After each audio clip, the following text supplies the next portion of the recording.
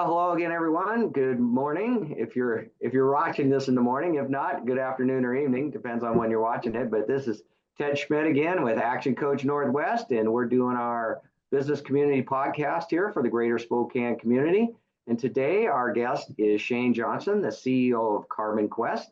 So welcome, Shane, and thank you for being a part of our Comcast or our podcast today.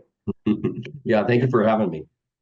Yeah, there you go. Okay. Well, we're gonna jump right into the questions here, not delay. So first question for you. If you had to start from square one in business, what would you do differently? Well, I don't really know if I would do a whole lot differently. I mean, sometimes I think about having the wisdom and the experiences that I have now, how that would reflect on the decisions that I'd make as I advanced in my career. Sometimes, I've been an entrepreneur for 30 years, and entrepreneurship takes a special type of personality, and this process of I'd say having a relentless belief in yourself and the courage to do things that seem unachievable constantly. um, I think that having that kind of fearlessness when you're young and you're going through the process and the time gives you an advantage, because I don't know if I would make all the same decisions that I made, having the Mhm. hindsight, or even made the choices to enter some of the business activities that I did. But um, clearly the wisdom, that you get from the development, going through the adversity and hardship over the years, gives you the experiences that I think as you progress in your career, helps you to make wiser choices, helps you to do better. Mhm. But personally, I don't have a lot of regrets, in my career. And I look back at, kind of the progress, and I was very fortunate to, being put into opportunities and roles that were in a lot of ways the right time, for me as I advanced in my career. Um, so I don't feel like I was dramatically, overplaced in something that I couldn't accomplish, but at the same time, I had a bit of naivety that allowed me to really kind of progress in a way that was courageous and fearless, and just a constant belief in myself that we could overcome the adversities, anything that was thrown at us. So I think it's a bit of that personality trait that is allowed me to be successful, and I think is something that I would encourage anybody who's going to enter this kind of a journey, which is it's not for the faint of heart, to No, to do. So that's great. Great insight there. Could you, little follow up here, could you speak a little bit about overcoming your fears and and showing the courage to do the things that would made you uncomfortable or took you out of your comfort zone? And how did you go about that? How did you process that? yeah, that's a really good question. I think one of the techniques that I have learned is that when you're placed in this position of, sometimes it even feels like a fatal set of situations that are coming at you. Yeah. Um, I just feel like you have to kind of find a way to not lock up.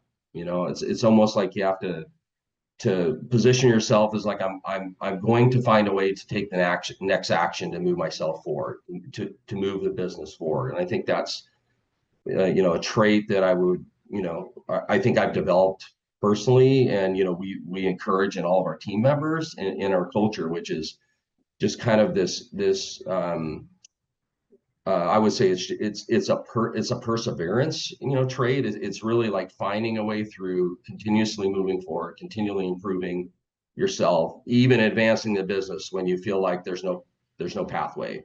Um, Mm.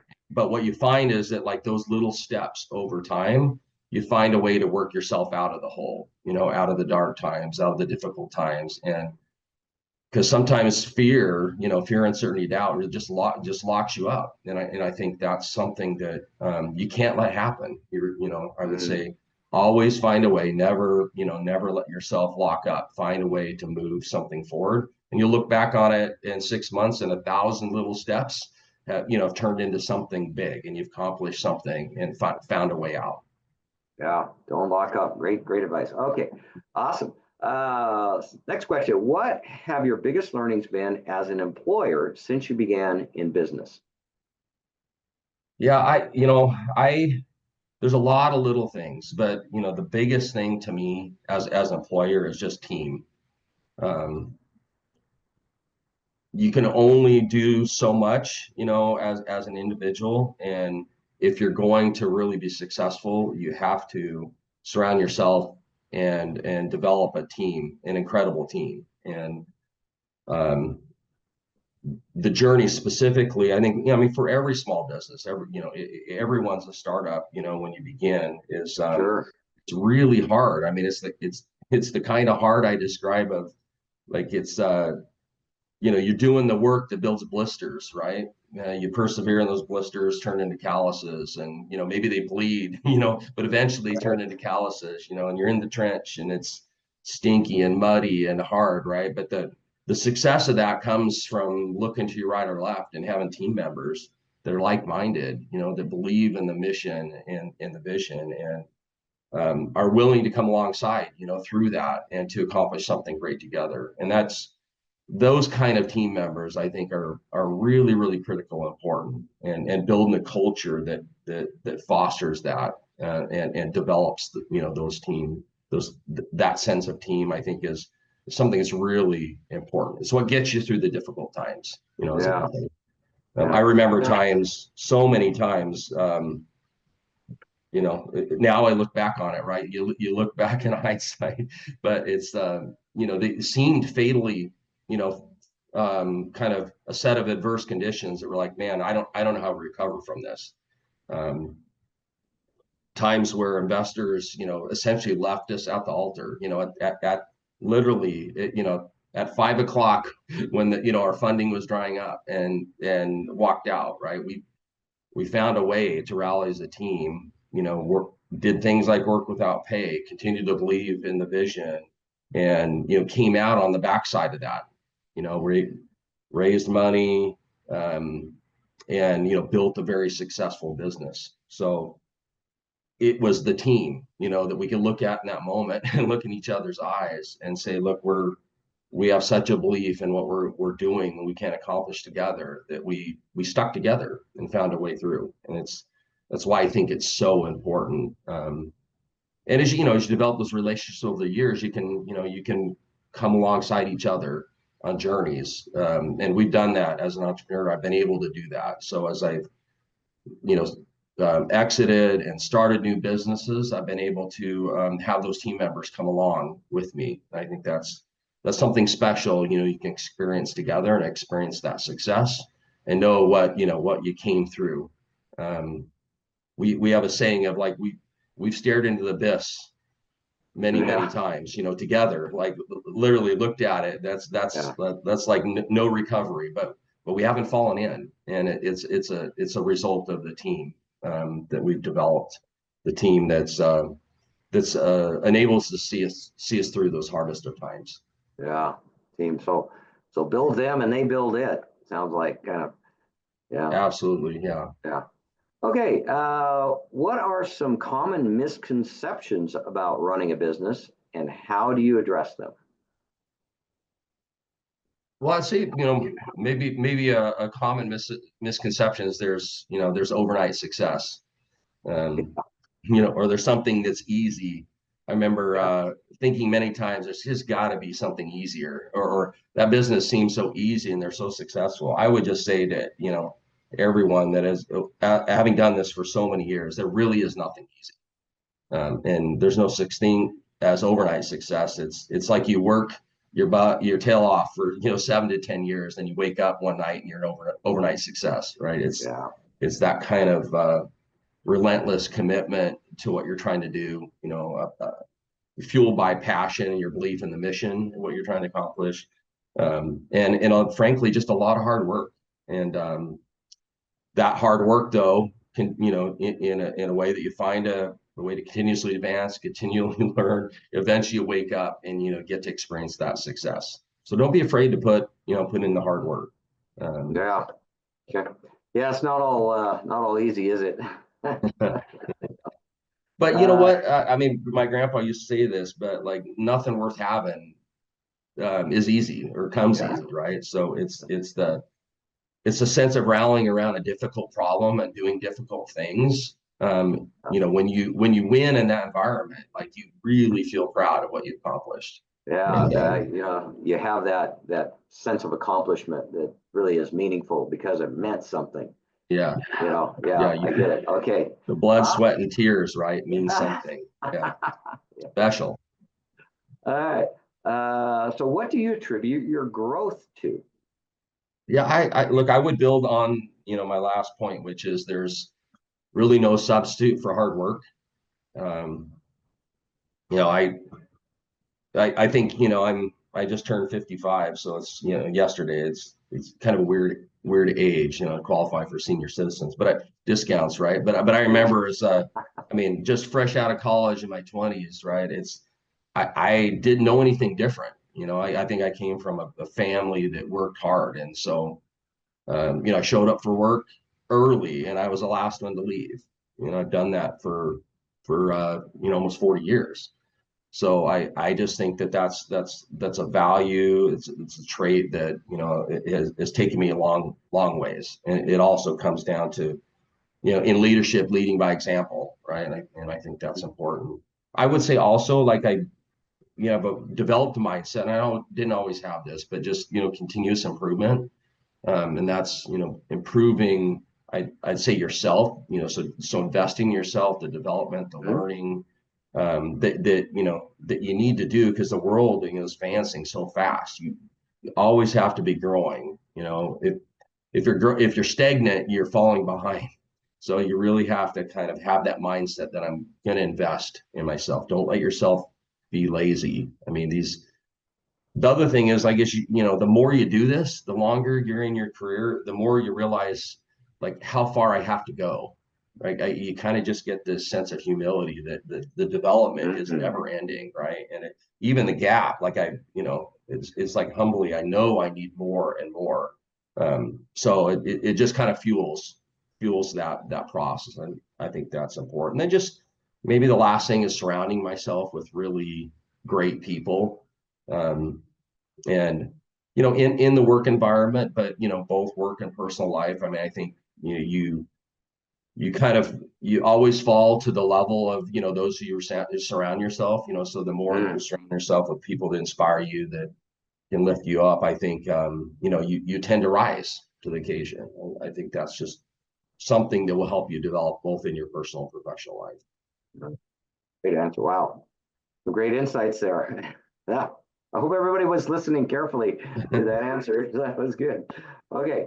So how do you balance your personal life with the demands of running a business? Yeah, it's a very difficult thing to do, especially when if you kind of can have folks consider you as a workaholic, right? Which to Mm. some regard I have been, but and I haven't done a great job at this. I think I did a reasonable job at balancing my, like, family life, but I sacrificed my I'd say my physical, and mental health a lot for work. I mean, it was kind of like Mm. maybe family, then work, and then and I didn't do that perfect all the time, but then everything else came. So I didn't do a good job of staying fit, finding time to be quiet, to reflect, to grow, and I think and to develop yourself. And I think that's something really important. The more that I've Mm. been at this, the more I've realized how important that is. And I think um, everyone's got a different approach to how they balance it. Some people can turn off. I mean, I have so much, like, reentry anxiety about turning off and what's happening. I find, like, my personal self, the way that I develop my balance is like constantly keeping up with work. But it's not like, 8 hours. It's like, even when I'm on vacation, I just do a little bit every day to, like, make sure the big rocks, the important things are taken care of. And then I find I can enjoy the rest of my time. So, I just think everyone's different. They got to find a way that they can do that. But a lot of it just having a bigger perspective and prioritizing the things that are important to you. In Hmm. many ways, I think the younger generations that are coming into the workforce are starting with a better position. I mean, I look at the younger folks, the generations that we're hiring now, they have a much better view of a work-life balance. Still hardworking and passionate, but they also, you know, they take the time for themselves and their family and things that they like to do. And there's a lot that I'm learning, from that. And so Hmm. it's it's a challenge, especially in the entrepreneur world, especially as you're trying to build a business. Um, it can be all consuming. You got to remember you're in a marathon, like you sprint. Yeah. But if you can't sprint a marathon or you will die. So you have to find a balance. And it's a very important but difficult thing to do. Well, let me ask you, the way I kind of see it is being an entrepreneur is a lifestyle. Hmm. Being a business owner or CEO, it's a lifestyle, and you have to learn how to live that life balanced. But it's not. It intertwines. You kind of see it Hmm. that way, or is it? Yeah. Yeah. For me, that's kind of what I was trying to communicate is it's a bit of all of it constantly. Yeah. I'm like I don't feel like I compartmentalize and I turn off one thing or the other. It's kind of who I am. It's who my life is, and so I accept it that way. And Yeah. thankfully, my wife and family do the same. Where but I also I think am good at prioritizing the really important stuff. You know what I mean? Like there's just life events you can't miss, so you don't Yeah. you Yeah. don't want to have any regrets. I mean, not you're always going to have some, right? But you don't want to look back in the culmination of these things and say, like, man, I missed all these important life events, family events. So just make sure the really important stuff we say, like, take care of your homework. I mean, really take care of the important homework. That's Yeah. you got to do that work at home to make sure that you can sustain this marathon of this Yeah. kind of a business world. Yeah. Well, the fitness part of it, all of that is, it's all part of it. You just, you have to pick your battles. So, okay. Yeah. Great insights there. Okay. Boy, we only got 3 questions left. Here we're rolling along. Okay. What qualities do you look for in employees, and how do you foster a positive and productive work environment?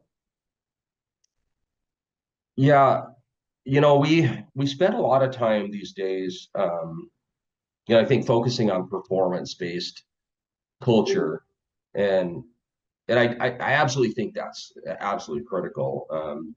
One thing I've personally, you know, I think I've learned and developed is that I really look for people with a lot of try. I mean, I'm not looking for perfection, and we're not trying to develop a culture of perfection. We're trying to develop a culture of try people that are committed to the passion to take the initiative, um, and it's really then like in that world it's okay to fail, um, but what you want is somebody who's given their all. You know what I mean? If you give your all, like if you put on your cleats and you go on the field and you play the absolute best game you can, and you get beat, or something happens, you fail, you don't have regrets about that because you gave it your best, right? And I think that's what we want people to do.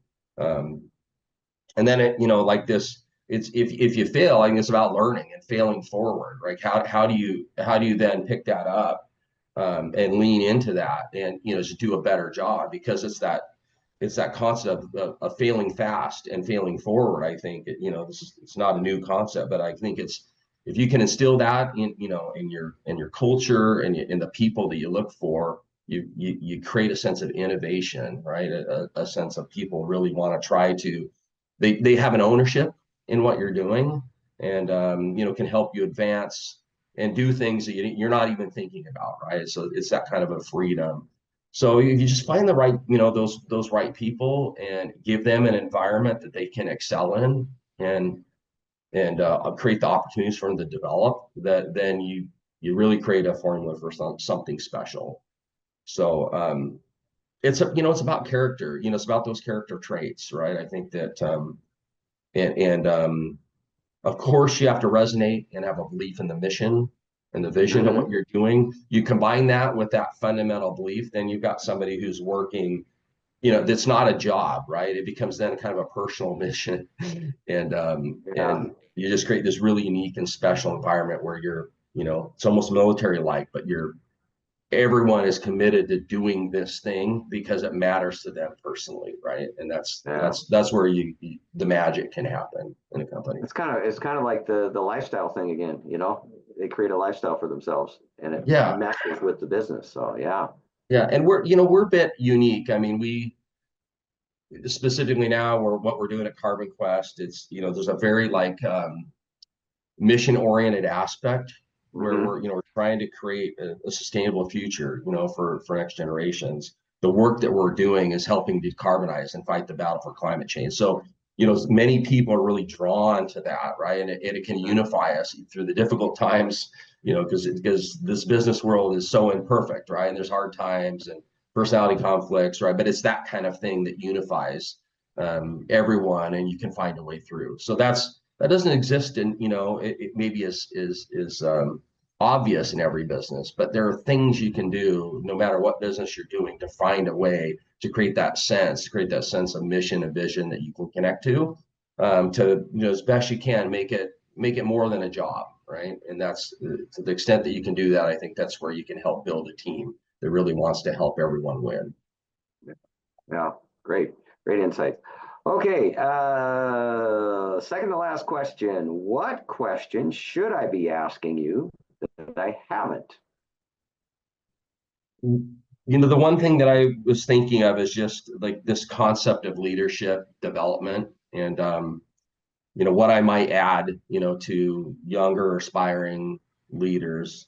Um, I was just reflecting on my journey a bit, and I think that one of the things that I've been very fortunate over the years is having mentors, come alongside. And if you think about what a true mentor is, right, it's somebody who's there's a lot of people that are eloquent at speaking the things you need to do, but it's somebody who's like lived in action, gone through the hard things, and in that kind of person will I would say be willing to speak truth into your life, into your business. And Yeah. it's stuff it's hard that you don't want to hear, right? But it's the stuff you need to hear. And so that's why I think a mentor, plus it's somebody that's not in the business ideally, that sits outside of it, because then they don't have anything that's going to bias their view or opinion. Yeah. And of course, underneath that, I think is you've got to be coachable and be willing to take that and humble. And but if you can then build on that continuous learning, really take those learnings and lean in that relationship with the mentor, it gives you kind of a safe place, a place you can also, because this journey is hard. I mean, there's the mental health side of this. I mean, we're talking more about that, but as a business owner, a CEO, entrepreneur, it's really hard, and you need people that can come alongside you, speak truth into your life, and help carry you, through those difficult times. So I think that's important. I think pushing down your pride, like success, um, is got to it's got to come from the team, right? You can't really care, or it doesn't matter like who gets the credit when you do things, right? It's got to be a Mhm. mindset and a perspective that you're going to cross the line together. There's no winners or losers. This is a team thing, and I mean it's something that every leader battles with to some regard. And I just think that you have to find a way to there really is no I mean it's about what we're doing, consistently lifting others, leaning into servant-based leadership, is something I really try to do. So those kind of things that, I mean, we talk a lot about the nuances there, but like those are things that I've learned that I think as a leader can really help you succeed and you know find a way to thrive in a very challenging environment. Yeah. Great insights there. That's great. I think there's a quote by John Wooden talks about that. Something like it's amazing what you can accomplish if no one cares who gets the credit.